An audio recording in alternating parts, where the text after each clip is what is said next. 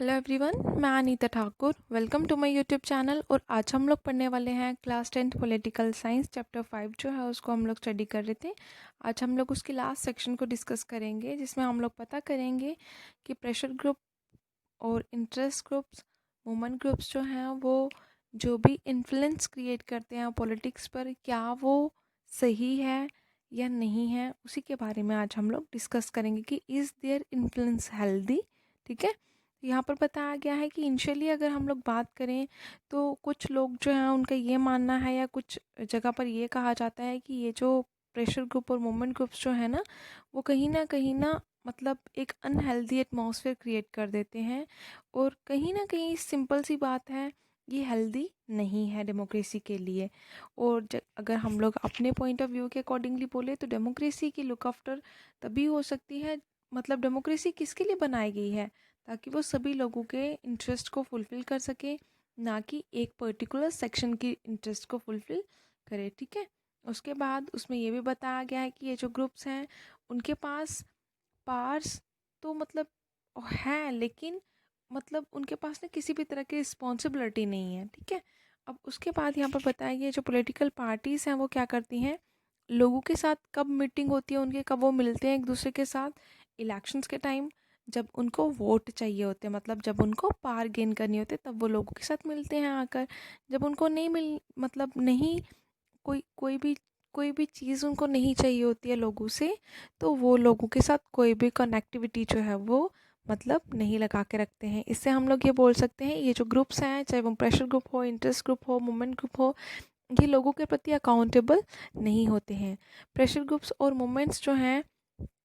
उनके पास फंड्स भी नहीं होते हैं और ना ही उनके पास प्रॉपर सपोर्ट होती है। तो उससे हम लोग को ये पता चलता है कि ये मतलब ना फ्री ऑफ कॉस्ट काम करते हैं और कहीं ना कहीं लोगों के वेलफेयर के लिए काम करते हैं। कई बार ये क्या करते हैं, ये जो ग्रुप्स प्रेशर ग्रुप्स जो हैं और स्मॉल मतलब क्या करते हैं, एक कम लोगों के सपोर्ट के साथ ये स्टैंड लेते हैं, लेकिन उसमें बहुत ज़्यादा मनी का यूज़ होता है और उनको कहीं ना कहीं इस पब्लिक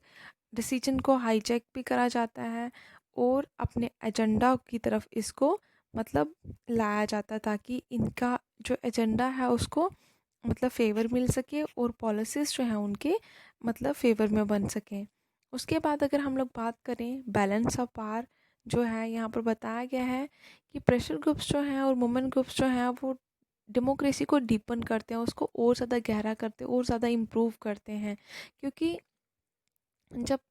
पार्लियामेंट में या किसी भी लेवल पे अगर रूल्स एंड रेगुलेशंस को फॉर्म किया जाए, तो अगर उनको कोई अपोज नहीं करेगा तो हमें कैसे पता चलेगा कि वो रूल्स एंड रेगुलेशन हमारे लिए बेनिफिशियल हैं या नहीं है, क्या हमें उससे कुछ प्रॉफिट अर्न हो रहा है या नहीं हो रहा है। तो अब ये जो प्रेशर ग्रुप्स हैं वो क्या करते हैं, रूलर के ऊपर सिर्फ मतलब प्रेशर ही नहीं मतलब डालते हैं। सिंपल सी बात है कि वो चाहते हैं कि डेमोक्रेसी का एक ही मोटिव होता है कि हर किसी को यहाँ पर अपॉर्चुनिटी मिले, तो वही प्रेशर ग्रुप और इंटरेस्ट ग्रुप जो है उसको अप्लाई कर रहे हैं। कहने का ही मतलब है कि गवर्नमेंट के द्वारा जितनी पॉलिसीज़ बनाई जा रही हैं, क्या उसमें सभी सेक्शंस के लिए वो पॉलिसीज़ इक्विटेबल हैं या नहीं है। अगर वो सभी के लिए एप्लीकेबल नहीं हो रही हैं, then they raise your voice and oppose these policies, है ना। अब यहाँ पे बताया गया कि गवर्नमेंट क्या करती है, मतलब कुछ जो पावरफुल और रिच सेक्शंस हैं उन्हीं की डिमांड्स के अकॉर्डिंगली वो वर्क करती है, कहीं ना कहीं उनके प्रेशर में रह जाती है। क्योंकि गवर्नमेंट को ये लगता है कि हाँ ये पावरफुल लोग हैं, ये रिच पीपल हैं, तो इनकी बहुत दूर दूर तक पहुंच है, वॉट एवर इस तरह की चीज़ें उनके माइंड में घूमती रहती है ना। तो पब्लिक इंटरेस्ट ग्रुप और मूवमेंट जो है वो एक बहुत ही अच्छा प्लेटफॉर्म है, एक अच्छा हम लोग बोल सकते हैं कि अच्छा काम कर रहे हैं ये, जिससे कि ये पॉलिटिक्स में जितने भी लीडर्स हैं उनको ये रिमाइंड करवाते रहते हैं कि हमने ही आपको चेयर दिलाई है, तो इस चेयर का मतलब ये नहीं है कि आपको इस पे बैठ के सारे फंड्स खुद को कंज्यूम करने हैं, खुद से कंज्यूम करने हैं। आप उनका मेन मोटिव यही होता है, प्रेशर ग्रुप, इंटरेस्ट ग्रुप और मूवमेंट ग्रुप का, कि टाइम टू टाइम मिनिस्टर्स को ये याद दिलाया जाए कि हमारी भी कुछ नीड्स हैं, ऑर्डिनरी सिटीजन्स के भी कुछ एस्पिरेशंस हैं, तो वो सिर्फ और सिर्फ उनकी गवर्नमेंट ही फुलफ़िल कर सकती है।